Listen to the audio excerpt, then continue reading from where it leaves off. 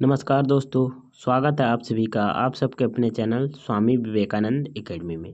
आज के इस वीडियो में हम सब पढ़ने वाले हैं क्लास 12th ज्योग्राफी का मोस्ट इम्पॉर्टेंट 10 सब्जेक्टिव क्वेश्चन, जो कि जैक बोर्ड एग्जाम 2026 के लिए मोस्ट इम्पॉर्टेंट है। और यहाँ पे जितने भी क्वेश्चन हैं सभी मोस्ट इम्पॉर्टेंट है, तो आप सब इसको जरूर याद कर लीजिएगा। आप सब इस वीडियो पर बने रहें, क्योंकि इस वीडियो में जितने भी क्वेश्चन है वो सभी इम्पॉर्टेंट है और उसका जो आंसर है बहुत ही सरल और सिंपल भाषा में देने वाले हैं। तो चलिए देखते हैं। इस वीडियो में हम सब सिर्फ लघु उत्तरीय और दीर्घ उत्तरीय प्रश्न देखेंगे। जैक बोर्ड एग्जाम 2026 के लिए इंपॉर्टेंट होगा वही क्वेश्चन। पहला क्वेश्चन क्या है? पहला क्वेश्चन है, लौह इस्पात जो उद्योग को आधारभूत उद्योग क्यों कहते हैं? लौह इस्पात उद्योग को आधारभूत उद्योग क्यों कहते हैं? यह क्वेश्चन जो है 3 मार्क्स में अक्सर पूछा जाता है। ये क्वेश्चन 2024 में भी पूछा गया था। तो लौह इस्पात उद्योग को जो है आधारभूत उद्योग क्यों कहते हैं? तो चलिए इसका आंसर देखते हैं। लौह एवं इस्पात उद्योग को आधारभूत उद्योग इसलिए कहा जाता है क्योंकि यह सभी अन्य उद्योगों की नींव होता है। देखिए, लौह इस्पात उद्योग को आधारभूत उद्योग इसलिए कहा जाता है क्योंकि सभी जो है उद्योगों का ये नींव रखता है। लौह इस्पातों से मशीन, औजार, इंजन, वाहन, रेल, पुल जो है कारखाना आदि बनते हैं। देखिए, लौह इस्पात से क्या बनते हैं? मशीन बनता है, औजार बनता है, इंजन बनता है, वाहन बनता है, रेल बनता है, पुल बनता है, कारखाना बनता है। ये सब किससे बनता है? तो लौह इस्पात से। अन्य उद्योगों में उपयोग होने वाली अधिकांश मशीनें किससे बनती है? तो लोहे से बनाई जाती है। किसी भी चीज़ का उद्योग खोलना हो तो हम क्या, जब तक मशीन नहीं होगा तो नहीं हो पाएगा। तो मशीन कहाँ से बनता है? तो लौह इस्पात उद्योग से। अगला पॉइंट की बात करें तो अगला पॉइंट है कि परिवहन के संसाधन जैसे रेल इंजन, डब्बे, जहाज आदि सब में क्या लौह और इस्पात से तैयार किया जाता है। जो है रेल इंजन जो है वो किससे जो है तैयार किया जाता है? तो लौह इस्पात से किया जाता है। जहाज, उसका डब्बा, ट्रक, बस, मोटरसाइकिल जो भी है, साइकिल, ये सब लौह इस्पात उद्योग से तैयार किया जाता है। देश से भारी तथा हल्के उद्योगों के विकास में लोहा का सबसे आवश्यक कच्चा माल होता है। देखिए, देश के भारी तथा हल्के उद्योग के विकास में जो है लोहा जो है सबसे आवश्यक कच्चा माल होता है। इसी कारण से लोहा एवं इस्पात उद्योग को सभी उद्योगों के आधारभूत उद्योग कहा जाता है। यही कारण है कि जो लौह इस्पात उद्योग को सभी उद्योगों का आधारशिला या आधारभूत उद्योग कहा जाता है। आई होप आप सब समझ गए होंगे अच्छे से। आप सब लिख लीजिएगा, बहुत ही आसान भाषा में। चलिए अगला क्वेश्चन देखते हैं। अगला क्वेश्चन है मोस्ट इंपॉर्टेंट है जैक बोर्ड एग्जाम 2026 के लिए, तो ये याद आप सब जरूर कर लीजिए। तो क्वेश्चन क्या है कि भारतीय कृषि पर वैश्वीकरण के प्रभाव पर टिप्पणी करें, या फिर क्वेश्चन है भारत कृषि पर भूमंडलीकरण के प्रभाव पर टिप्पणी करें। ये क्वेश्चन दोनों एक ही क्वेश्चन है और इन दोनों का एक ही आंसर लिखना है। तो चलिए इसका आंसर देखते हैं आसान भाषा में। आंसर, भारतीय कृषि पर वैश्वीकरण का गहरा प्रभाव पड़ा। देखिए, भारतीय कृषि का जो है वैश्वीकरण पर बहुत ही गहरा प्रभाव पड़ा। यहाँ पहले केवल अपने खर्चों के लिए जो पहले किसान थे वो क्या करते थे? केवल खर्चों के लिए क्या करते थे? खेती करते थे। वहाँ अब कमाने के लाभ से भी फसल उगाते हैं। देखिए, पहले जो थे किसान वो क्या करते थे? अपने घर का खर्चा चलाने के लिए कृषि करते थे। वहीं अब जो है क्या करता है? कृषि जो करता है लोग वो लाभ कमाने के लिए। दूसरा पॉइंट क्या है? दूसरा पॉइंट है भारत में निर्वाह कृषि के साथ साथ व्यापारिक कृषि का भी विकास हुआ। और भारत में जो है निर्वाह कृषि के साथ साथ क्या हुआ? व्यापारिक कृषि का भी विकास हुआ। अगले पॉइंट की बात करें कि जब किसान अब ऐसी फसल उगाते हैं, किसान जो है अब ऐसे फसल उगाते हैं जिसमें कि लाभ अधिक हो, जैसे कि गन्ना, कपास, सोयाबीन, मिर्च आदि। अगला पॉइंट है किसान अधिक उत्पादन के लिए आधुनिक औजार है जैसे ट्रैक्टर, सिंचाई के संसाधनों का उपयोग करते हैं। देखिए, अभी जो किसान है क्या करते हैं? अधिक उत्पादन के लिए आधुनिक औजारों का उपयोग करने लगे हैं। और अगला कारण क्या है? अगला कारण है अच्छी पैदावार के लिए किसान अब अच्छे किस्म के उन्नति बीज, खाद और कीटनाशक का प्रयोग करते हैं। और अच्छे पैदावार के लिए जो है क्या करते हैं? किसान कीटनाशक दवाई देते हैं, खाद देते हैं और अच्छे बीज लगाते हैं। अगला पॉइंट है भारतीय कृषि अब अंतर्राष्ट्रीय बाजार से जुड़ गई है। और भारतीय कृषि क्या है? अंतर्राष्ट्रीय बाजार से जुड़ गई, जिससे निर्यात के अवसर बढ़ गए। वैश्वीकरण से भारतीय कृषि में बदलाव आया और वैश्वीकरण से क्या हुआ, भारतीय कृषि में बदलाव आया, किसान आधुनिक बने, फसल विविध हो रही है और कृषि अब केवल जीविका के लिए नहीं बल्कि आय का संसाधन बन गया। वैश्विक जो भारत में वैश्वीकरण हुआ उसके जो है क्या हुआ, किसान आधुनिक बन रहे हैं, ठीक ना। इससे क्या हुआ, केवल जो है जीविका के लिए नहीं खेती की जा रही है बल्कि आय का साधन भी बनाएगी। आई होप आप समझ गए होंगे। अगले क्वेश्चन की ओर बढ़ें। अगला क्वेश्चन है क्वेश्चन नंबर 3, जल प्रदूषण को रोकने का उपाय बताइए या फिर जल प्रदूषण की रोकथाम के लिए किन्हीं 3 उपायों का सुझाव दीजिए। यह भी क्वेश्चन मोस्ट इंपॉर्टेंट है बोर्ड एग्जाम 2026 के लिए, तो आप सब याद कर लीजिएगा। तो चलिए इसका आंसर देखते हैं। तो आंसर है जल प्रदूषण को रोकने के लिए निम्नलिखित उपाय। जल प्रदूषण को जो रोकने के लिए क्या है, निम्नलिखित उपाय। पहला देखते हैं, पहला है प्रत्येक घरों में सेफ्टी टैंक होना चाहिए। देखिए जल प्रदूषण को रोकने के लिए प्रत्येक घरों में क्या होना चाहिए, सेप्टिक टैंक होना चाहिए ताकि गंदा पानी जो है सीधा नदी या नाले में ना जाए। दूसरा है जल स्रोतों में जानवरों को धोना सफाई करना नहीं चाहिए। जल स्रोतों में जो है जानवरों को धोना या सब उसका साफ सफाई करना नहीं करना चाहिए। अभी भी गाँव सब में देखिएगा तालाब में जाके तो वो गाय भैंस को नहवाता है, तो क्या है उससे क्या होता है, उससे जल प्रदूषित होता है। अगला पॉइंट देखें तो कूड़ा कचरा प्लास्टिक और गंदी चीज़ें नदी तालाब पोखर में नहीं फेंकना चाहिए। नहीं फेंकने से क्या होगा, यदि फेंकेंगे तो वह जल प्रदूषित हो जाएगा। अगले पॉइंट की ओर बढ़े। अगला पॉइंट है जल प्रदूषण को रोकने के लिए नालों की अच्छी तरह से सफाई करनी चाहिए। और सरकार को क्या चाहिए कि जल प्रदूषण को रोकने के लिए नालों की अच्छी सफाई और नियमित सफाई करना चाहिए। अगले पॉइंट के ग्रामीण इलाकों में पक्की नालियों और जल की व्यवस्था सही तरीके से होना चाहिए।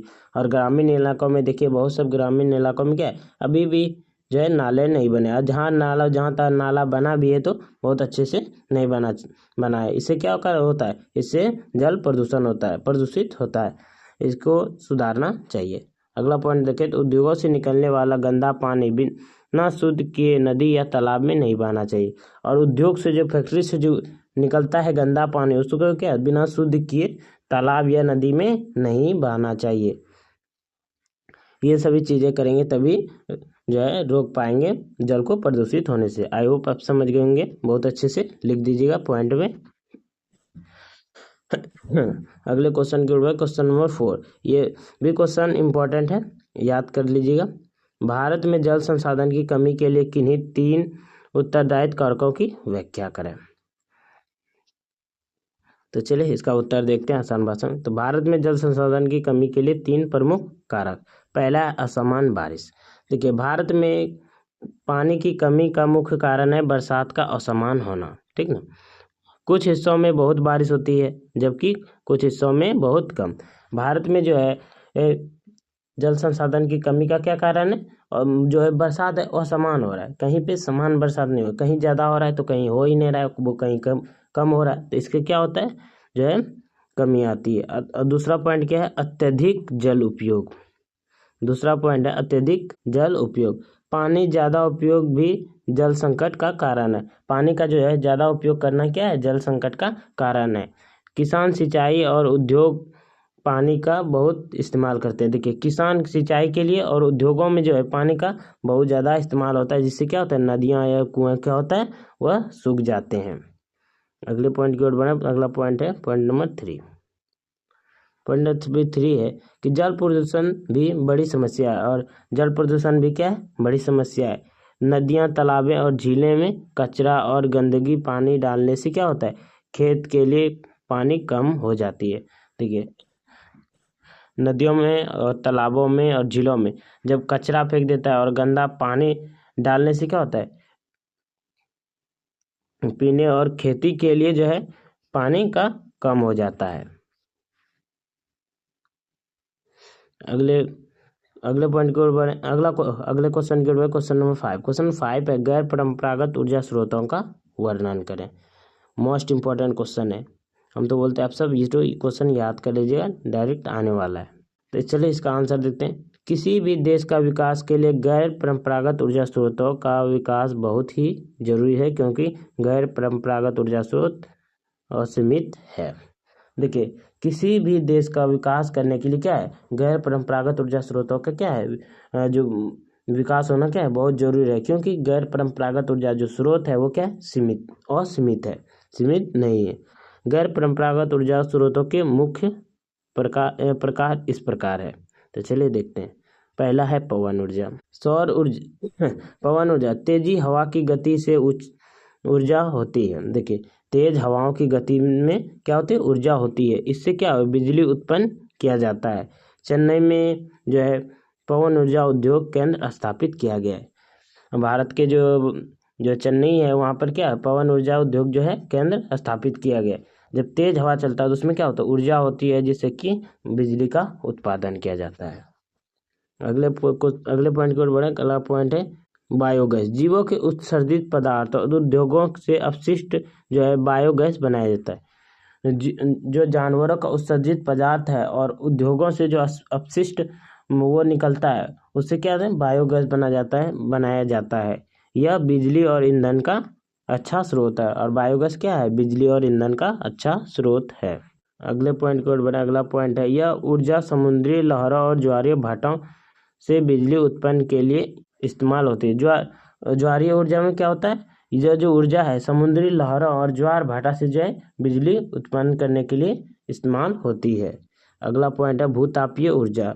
यह ऊर्जा गर्म पानी प्राकृतिक गर्म झरने से संयंत्र लगाकर प्राप्त की जाती है। इसी तरह कचरे से भी ऊर्जा का उत्पादन किया जाता है। इससे क्या, कचरे से भी जो है ऊर्जा का उत्पादन किया जाता है। आई होप आप सब जो बहुत अच्छे से समझ गए होंगे। अगले क्वेश्चन के ओर क्वेश्चन नंबर 6। क्वेश्चन नंबर 6 क्या है कि धात्विक खनिज और अधात्विक खनिज में अंतर बताइए। तो चलिए इसका आंसर देते हैं, धात्विक खनिज और अधात्विक खनिज में अंतर। पहले देखें धात्विक खनिज और अधात्विक। धात्विक खनिज ऐसे खनिज पदार्थ है जिनको गलाने से क्या होता है, धातु प्राप्त होती है। लेकिन वही जो बात कर रहे हैं अधात्विक खनिज की, अधात्विक खनिज को गलाने से धातु की प्राप्ति नहीं होती है। क्या होती है, जब हम अधातु को गलाते हैं तो उसको क्या मिलता है, वहाँ से हमको कुछ प्राप्त नहीं होता। लेकिन वही हम धात्विक खनिज को जो है गलाएंगे तो उससे क्या मिलेगा, हमको धातु प्राप्त होगा। अगले पॉइंट को बढ़े तो पॉइंट नंबर 2। इसका उदाहरण है लोहा, तांबा, बॉक्साइट, मैग्नीशियम। ये क्या है, ये सब धात्विक खनिज है। और इसका उदाहरण कोयला, नमक, संगमरमर, पोटस, ये क्या है, ये सभी अधात्विक खनिज है। याद रखिएगा, आप सभी ऐसे ही लिख लीजिएगा। अगला पॉइंट है पॉइंट नंबर 3। ये खनिज प्राय अग्नि चट्टानों में पाई जाती है। अधात्विक खनिज जो है ये कहाँ पर पाया जाता है, तो प्राय जो है अग्नि चट्टान में पाया जाता है। और अधात्विक खनिज जो है ये प्राय तलछटी एवं रूपांतरित चट्टानों में पाया जाता है। ये अधात्विक खनिज जो है यह रूपांतरित चट्टानों में पाया जाता है। अगले पॉइंट की ओर बढ़े तो अगला पॉइंट है इन्हें दोबारा पिघला कर भी प्रयोग किया जा सकता है। और धात्विक खनिज को जो है दोबारा पिघला कर इसका प्रयोग किया जा सकता है। लेकिन इन्हें पिघलाने पर प्रयोग नहीं करें। इन्हें एक बार जब अधात्विक खनिज को एक बार पिघला दिया जाता है तो उसका प्रयोग दोबारा नहीं कर सकते हम। लेकिन वही जो है धात्विक खनिज को एक बार पिघलाकर दोबारा भी प्रयोग किया जा सकता है पिघलाकर। इन्हें पीटकर तार बनाया जा सकता है। धात्विक खनिज को क्या है, पीटकर तार बनाया जा सकता है। और जो लेकिन अधात्विक खनिज को पीटकर पत्थर नहीं बनाया जा सकता है। आई होप आप समझ गए होंगे। बात करूं कल का 3:30 में यह वीडियो आने वाला है जो मोस्ट इम्पॉर्टेंट होगा, तो आप सब इस वीडियो को फुल जरूर देखें। यहाँ से क्वेश्चन आपको एग्जाम में डायरेक्ट पूछे जाएंगे, तो आप इस वीडियो को जरूर देख लीजिएगा। अगर आप सबको वीडियो अच्छा लगा तो वीडियो को लाइक कीजिए, चैनल को सब्सक्राइब कीजिए और ज़्यादा से ज़्यादा बच्चों तक शेयर करिए। चलिए मिलते हैं अगली वीडियो में। जय हिंद, जय भारत।